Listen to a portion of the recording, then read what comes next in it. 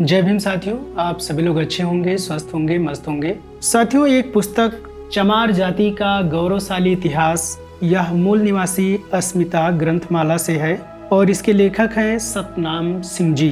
प्रकाशक हैं सम्यक प्रकाशन, जो कि बहुत ही मशहूर प्रकाशक हैं और बुद्धिज्म से रिलेटिव तमाम पुस्तकों का उन्होंने प्रकाशन किया है। तो आज यह नई सीरीज हम लोग स्टार्ट कर रहे हैं, चमार जाति का गौरवशाली इतिहास। और इस विषय पर, इस पुस्तक में जो भी बातें हैं, मुझे विश्वास है कि आप सभी लोगों को पसंद आएंगी। तो साथियों, यहाँ पर जो है आज हम लोग बात करेंगे जाति और जाति का इतिहास एक नज़र। जाति शब्द अंग्रेजी के कास्ट शब्द का हिंदी अनुवाद है, जो पुर्तगाली भाषा के कास्टा शब्द से बना है। इसका शाब्दिक अर्थ है नस्ल, प्रजाति या भेद।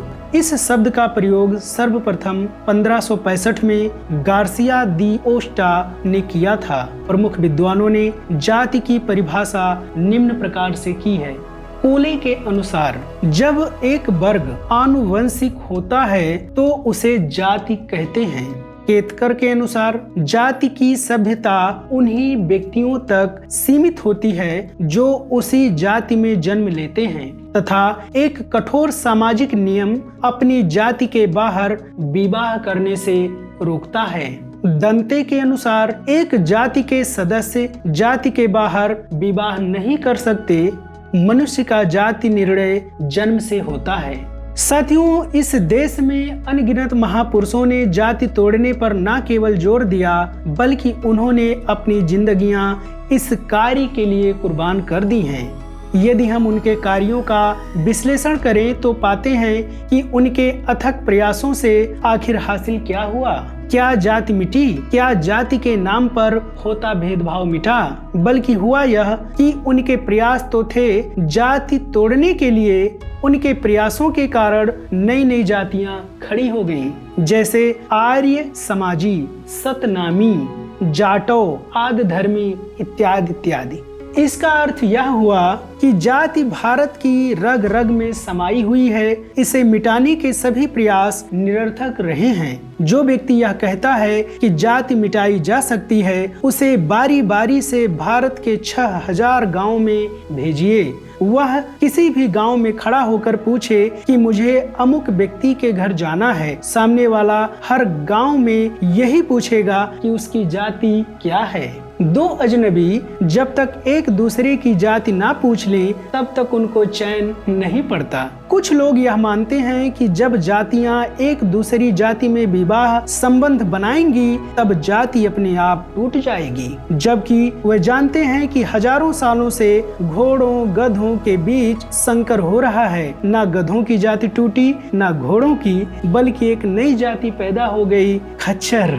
इसी प्रकार टाइगर और लायन के संपर्क से उत्पन्न नई नस्ल लाइगर कहलाती है। यह बात जीव जंतुओं पर ही लागू नहीं होती, इंसानों पर भी लागू होती है। समाज की भिन्न भिन्न जातियों से लोग साधु बनते चले आ रहे हैं, वहीं अपनी विधवाओं को काशी आदि में छोड़ते आ रहे हैं। विधवाओं और साधुओं ने घर बसाए तो अस्तित्व में इंसान नहीं आए, बल्कि एक नई जाति की सृष्टि हुई, भगतन जाति।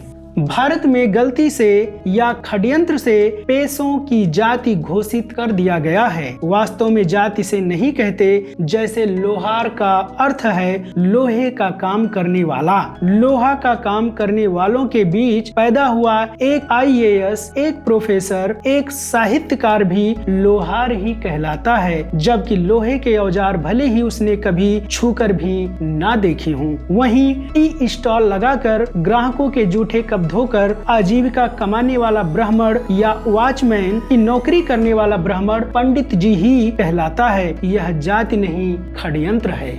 आगे हम लोग देखेंगे जाति का वास्तविक रूप।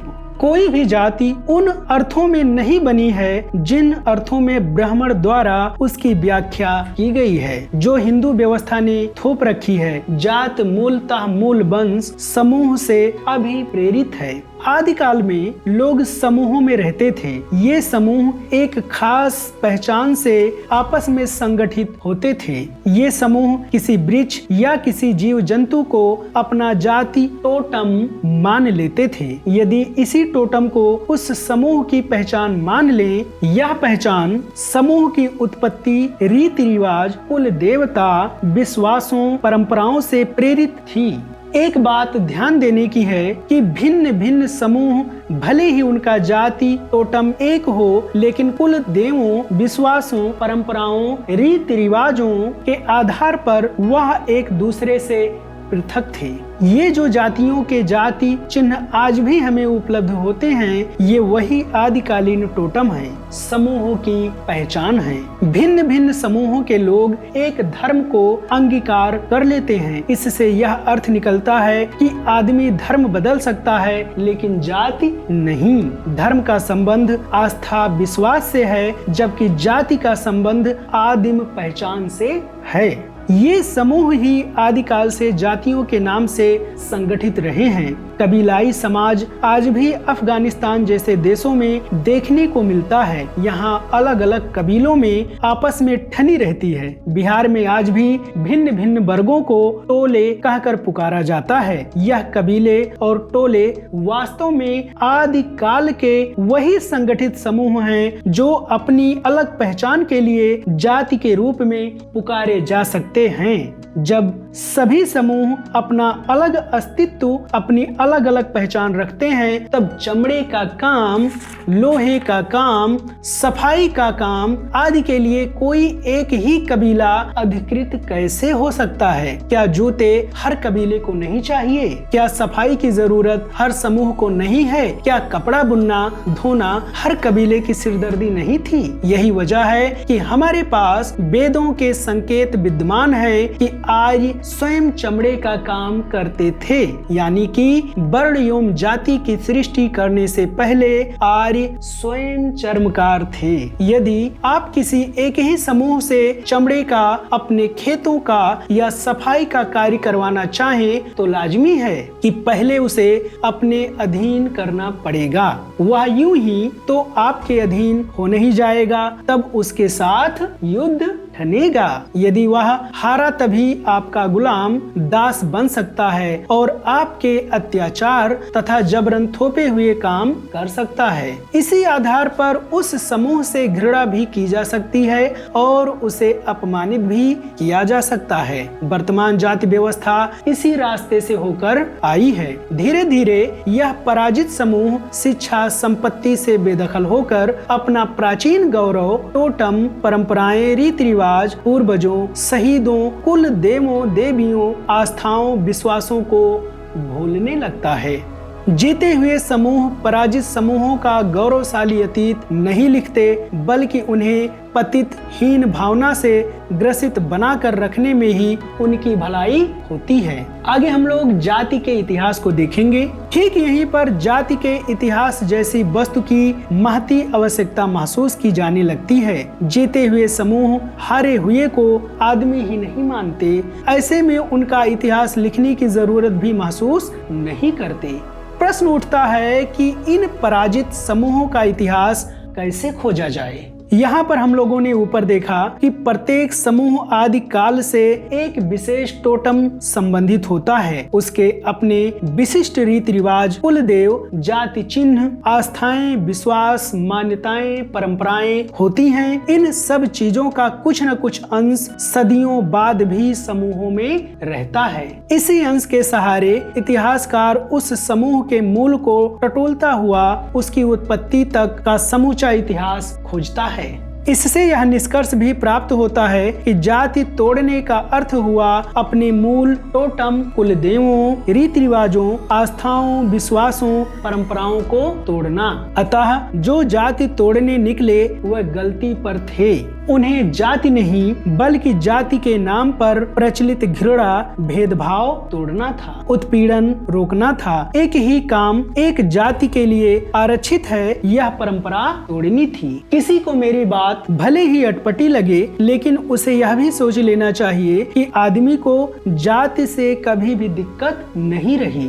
दिक्कत रही है जाति के नाम पर बरती जाने वाली घृणा से, उत्पीड़न से, भेदभाव से, अपमान से, एक अधिकृत पेशे से। इसे ऐसे भी समझा जा सकता है कि कोई दलित आज भी किसी सवर्ण से बातचीत करता हुआ भले ही अपनी जाति बताने में कतराए या छुपाए, लेकिन वही अपने हम जाति वाले से जाति पर खुलकर वार्तालाप करता है, जाति की उपलब्धि गर्व से बखान करता है। आगे हम लोग देखेंगे कि आखिर जाति का इतिहास क्यों।